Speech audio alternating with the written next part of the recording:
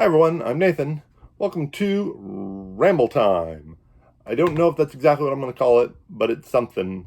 We're still branding the Wednesday show. I don't know who we is, just me. I'm still trying to think of a name for the Wednesday show, and it's going to definitely have the word ramble in it, and I'm not sure what else. So, happy Wednesday. I don't know, we're in the middle of August somewhere. It's hot as heck. And we're looking back at the first half of 2022, and we're doing purchases this time. Let's see what I purchased. I've got some of it here on the table behind me, and some of it I'm just going to kind of gloss over, most embarrassingly. I've got it all written down. Shout out to my notebook. Last year and this year, I've kept everything in my notebook, and it's helped me stay organized. Yeah. It's helped me stay organized, and it makes it easy to look back and see what I've done. What have I done? Oh my God, you guys. Okay. Whew. Anyway, we'll go the first half of the month. I guess maybe we'll do July too. Please excuse the squeaky chair. We will maybe do July. I don't know. We'll see. We'll see how we're doing on time when we get to July. You know what I really need? Let me turn some overhead light on. There we go. Okay. Enjoy that. Look at my giant belly, because I haven't been to the gym since before the pandemic. January 2022. Two things in January 2022. Number one, I ordered the Transformers deck building game in August, and it took until January to get this teeny tiny... Oh, there's Sweetie Sweet. I wondered where you were. Come on up if you want. Anyway, it took until January to get this teeny tiny promo pack that was delivered free, because I guess you get what you pay for, with my Transformers deck building game. So that was in January. I paid for it in August, but it doesn't matter. We're talking about Arrival too. We can talk about payment and Arrival. It's my system. I can decide. Number two, I paid for the Masters of the Universe Pledge Manager. I only got the core set. I don't have the game yet, so we're going to look at the comic book. This giant collection, this giant hardbound collection of comic books that used to be inside all the action figures. Instead of having to buy all the action figures, you can just buy this one book now and relive your childhood. Which reminds me, I have exciting news in the next video about reliving my childhood. It may be exciting or it may be stressful. We'll see. I don't know for sure. Anyway, so we did the Masters of the Universe Pledge Manager for the Cool Mini or Not Kickstarter, and it turned out to be $30 for shipping. I didn't add any games to it. I got the base set only, and I guess the box that had the, what would you call that thing? What do you call that thing? Kickstarter stretch goals. Kickstarter stretch goals, and it turned out to be $30. Cool. So, here we go. February came along, February 7th came along, and I was like, here we are on February 7th. I was minding my own business because Melissa Matthew McCack reminded me of the greatness of the Lord of the Rings living card game. I'll just pull one out here real quick so you can see Lord of the Rings living card game. They reminded me of the greatness of the Lord of the Rings living card game, so I started thinking about it, and I saw that a new pack was coming out that reprinted some limited edition cards that were only available in the limited edition Lord of the Rings starter, which was $100. It was about 4 years ago, I don't know how long ago, somewhere in there. So they were only available for $100. And I was like, if I could get something that was only available on a $100 starter that I didn't need because I already have starters, that would be most excellent. So I was at the Lord of the Rings living card game section of the friendly local game store Madness, who gives us free tables to play on, so thank you. And a lady came up and was telling her man about how great the Arkham Horror living card game was, which was, on the next set of shelves right next to me. On this side is of Lord of the Rings is Arkham Horror, and on this side is Marvel Champions. Two other living card games that are cooperative and still kind of vaguely alive, I guess.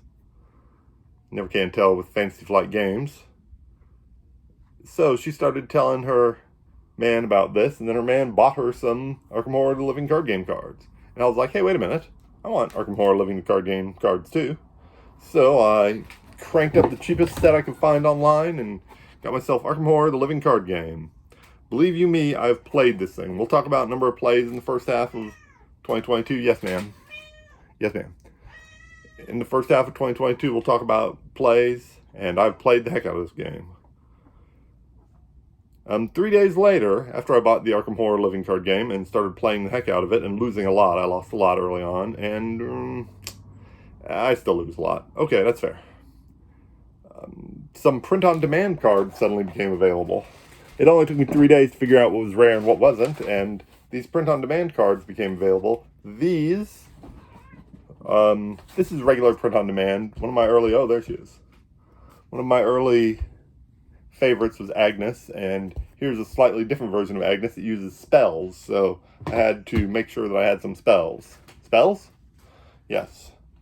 And then, but at the same time also, Game Center, that's the place that does the print-on-demands, also did, can you please just, thank you. Also did, these are promotional net investigators that were only available in books. You had to buy a book. And I'd be glad to buy a book to get some of these guys because they're awesome. But you don't have to. You just buy this when it's available. It lasted about 36, maybe 48 hours the first time. It might still actually be available this time. But the first one is 36, 48 hours. Anyway, these two little bitty packs of cards cost me $27. And I should have known that we were foreshadowing exactly how things were going to start going when I paid $27 without batting an eye for 2 tiny packs of cards. On the 14th, Happy Valentine's Day, the Lost Cities app was free. And I can't remember if I got my Valentine's something on Valentine's Day, but that went really bad because my Valentine's either quit or left work and then unfriended me on the Facebook, so I never see them again now. Anyway, so the Lost Cities app was free. I haven't played it, but it's sitting on my phone, and I'm ready for it anytime. When I'm bored sometime, I'll play it. That's the whole point of apps, is to play board games when you're bored. On my birthday, February 21st, 47 years young, I went to Half Price Books and found 2 more games. One I was going to go get. It's just sitting in a pile of video games that I'm never going to play because I wasn't thinking all the way, and picked up Star Wars Battlefront for PlayStation 2. It's super awesome. I love Star Wars Battlefront. I love PlayStation 2. I have very many fond memories of living in my own apartment and playing Star Wars Battlefront. And I'm not sure if it's Battlefront 1 or Battlefront 2. I believe it's Battlefront 1. But I don't have a working PlayStation 2. Oh, shock. So that didn't happen. That was $11 down the drain. Maybe someday, though. The other thing I bought was Wits and Wagers Family Edition. Maybe my family will play Wits and Wagers Family Edition with me. Well, it turns out they will not.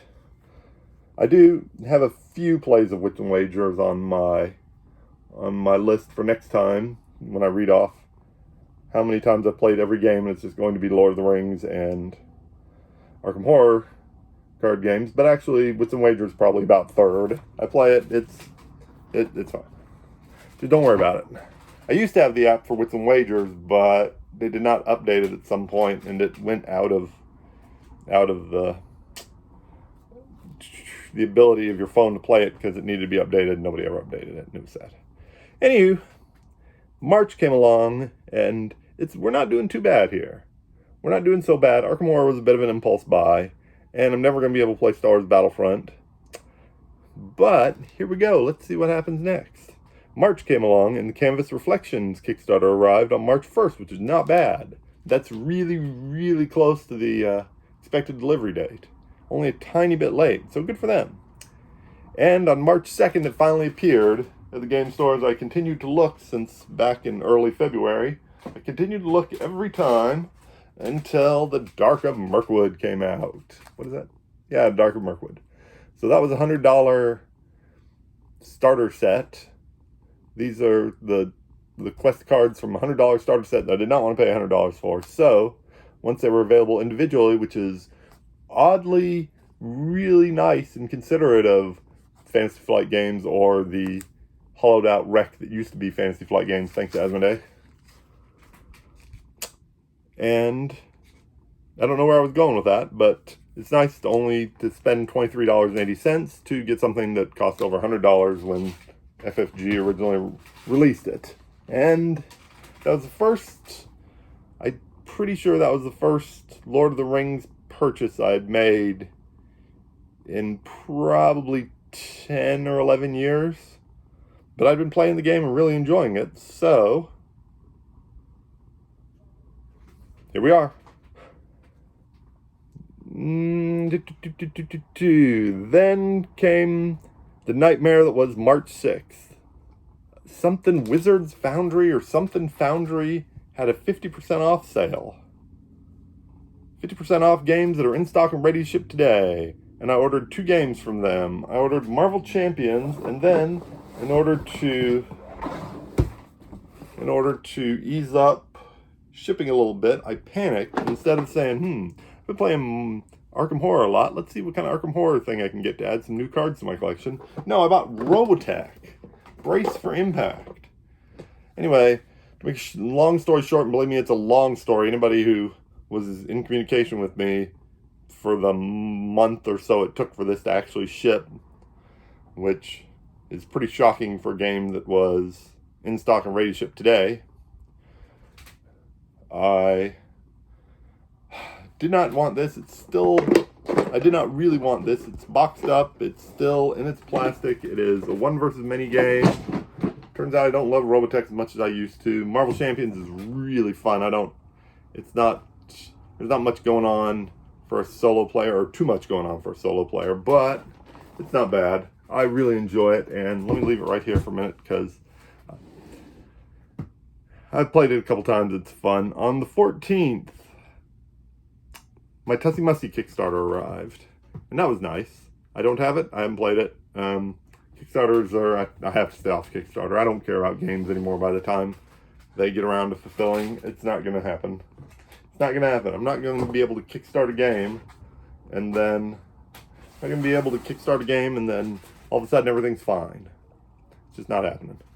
And then not all of a sudden everything's fine, but 9, 12, 15, 18, 27 months later, I still care when it shows up. That's not going to happen. On March 15th, Miniature Market had a sale. And I was like, well, I've been so good. Let's buy tons of living card games. No, not really tons. I did squeeze myself to get myself to the free shipping threshold. And let's see, I got this Jacqueline starter. She became my new favorite, replacing Agnes. And she became my new favorite. She's a psychic. And I'm thinking about taking her on a date to the theater, but her deck is 15 cards bigger than it should be, so I can't play that scenario until I reduce that by 15. I bought Murder at the Excelsior Hotel, which is supposedly a great scenario, so I use it to test my decks, except I don't because it's still sealed and I haven't opened it. But it should be a great scenario.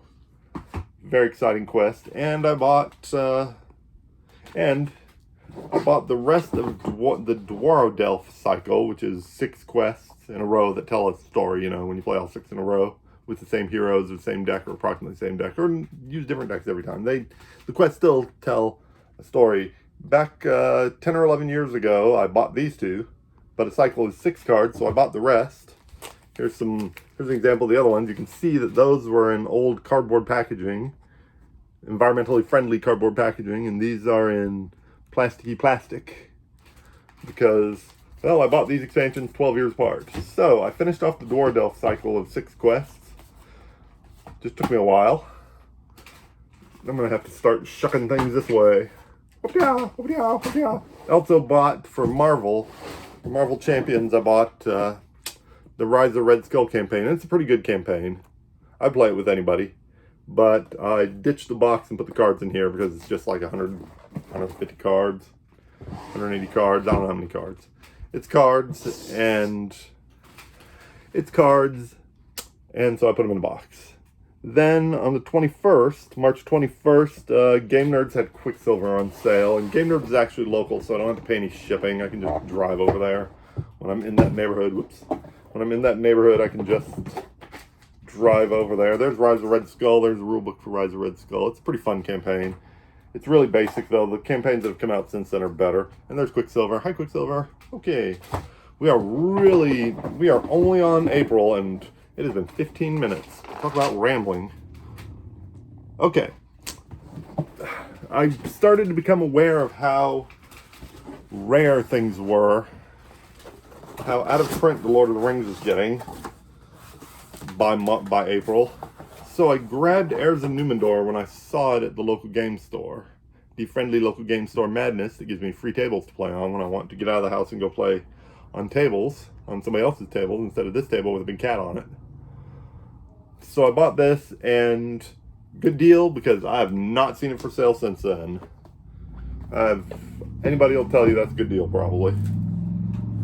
It is not getting reprinted. I don't know when we're going to see it anymore. Then on the 24th, we had a 50% off sale from this place where this boxes come from, Stone Valley Games. Shout out to Stone Valley Games for their 50% off sale. And I bought a bunch of stuff. I bought the Hobbit expansion. Bought the Hobbit expansion for 50% off. I bought some individual packs, I think, to go with Against the Shadow. Oh, I had this so nicely arranged before I had to just start doing a video, didn't I? Okay, there we go. We'll put all this back in there. And we can seal up the Stone Valley Games, and that'll be fun. Just drop it over here. I also started on my first full-on campaign for Arkham Horror, which is The Path to Carcosa, which is about a cursed play. I think only the second act is cursed, or maybe both acts are cursed. I don't know, maybe it's a cursed intermission. I have no idea. It's all very spooky and mysterious, and it's awesome. And I played it about 7 times, and it's awesome. So I also got that. Then May came along, and in May we're going to start kind of just glossing over things here because the purchases start getting out of hand. In May, I bought... The buy 2 get 1 free sale started, so of course I bought things in groups of 3, and I bought 3 Arkham Horror starters, one of which I need to actually get out, Stella. 3 Arkham Horror character starters. I got 3 Arkham Horror random individual scenario packs. That was the one I needed to finish off Carcosa, Path to Carcosa, which I just showed you a minute ago. I bought the all-in-one investigator boxes. Got some, wrong side, there we go. I got some all-in-one investigator boxes because Fantasy Flight Games is putting all the investigator cards from a cycle into one box. Thank you very much. So this is buy 2 get 1 free. I bought some of those. I bought another campaign for Marvel Champions, something about Mad Titan Shadow. I'll play that with anybody anytime. It looks fun. And I bought some individual packs for Lord of the Rings, which are not in here. So we're going to put this down. And that was in April. Was that April? No, that was May. That was May. The other thing, shout out to Game Center, which you'll remember earlier said was doing the print on demands. They printed on demand these for me. And those were available for about 24 hours. So as soon as I heard them, I quickly, desperately, panickedly got in there to buy them because I wanted them. This one is Murder at the Prancing Pony, which I'm sure is a lot like Murder at the Excelsior Hotel. That's exciting. And this one is the Battle of Lake Town, which is where you fight Smaug as he tries to burn Lake Town to the ground. That's from The Hobbit. This one is, it says Gen Con 2012, so it's been out of print for a little while, but they printed some more. And this one says 2015, so that's been out of print for a little less. So thank you to Game Center for reprinting those. And they say you're welcome because these things were $23 a piece. They're teeny tiny cards. Yeah. Oh boy. Oh boy, you guys. So those 2 in the buy 2 get 1 free sale were all for May, and I calmed down and everything was fine. Hypothetically. I'll put these away. Put these away in the middle of the video. Oh, that's nice. Oh, there's still room in here. Alright. Anyway. And I don't need that. June came and it really started sinking in how out of print Lord of the Rings was, and how they were not making any more, and how harder, and it was getting harder and harder to find everything.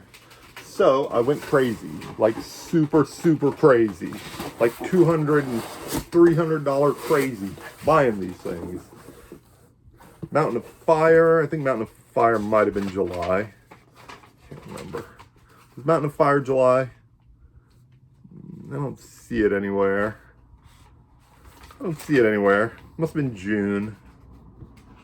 Maybe I forgot to write it down. It would have been about $32, and it would have been on its own day, and it would have been at Madness. It's possible I forgot to write this down. Very sloppy. Mountain of Fire, that's where you dunk the One Ring into Mount Doom, and it's really hard, and it has Rosie Cotton, my all-time favorite ally, except maybe Build a Pony, which it does not have. Build a Pony's coming. Here's Treason of Saruman. It's got Treebeard. I just went wild. Here's the expansion with the One Ring in it, and it's also got Frodo, and it's got a playable version of Smeagol. You can play Smeagol. It's dangerous. Don't do it. Nah, do it if you want. It's fine. And I got tons of these individual packs, and they're just all in there everywhere. And if I need a card out of it, I just open the pack up and get the card I need out, and then close the pack back up and put it back in its box. Nice and neat. So I went crazy trying to get the rest of the Lord of the Rings cards, and I still came up about 10 packs short. Some of them, Fantasy Flight Games does appear to be reprinting. Some of them, Fantasy Flight Games does not appear to be reprinting. We'll see what happens there. And it's been 21 minutes, so we're just going to go for it. July, I bought these card sleeve pages for $18 from Amazon. I'm kind of ashamed. I don't like the way Amazon treats their employees, so I don't like buying stuff from them. These card pages are really nice, though. Notice how they're black instead of clear to make the artwork kind of pop out more when I'm looking at them, and I don't have to get confused because I'm seeing the thing behind it.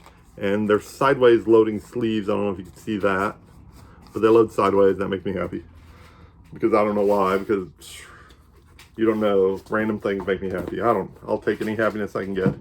So I bought those. And since I was padding out my Amazon order anyway, I bought Angmar Awakened.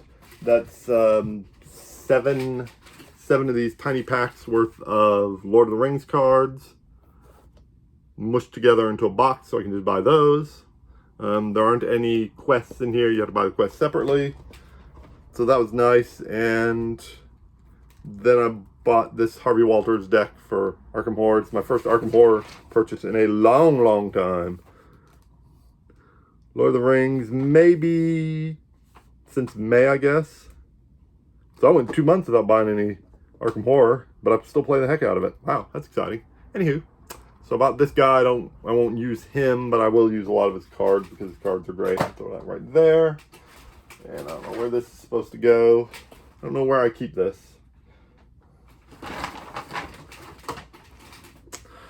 And last but not least, I did an unboxing video recently.